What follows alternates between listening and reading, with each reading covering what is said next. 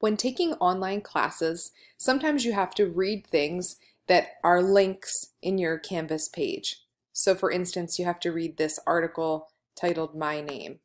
So we can open it by clicking on it. It'll open it on another tab. And then from here, if you don't want to read it on the screen or you want to read it in another format, you could go up to File and you could choose Print.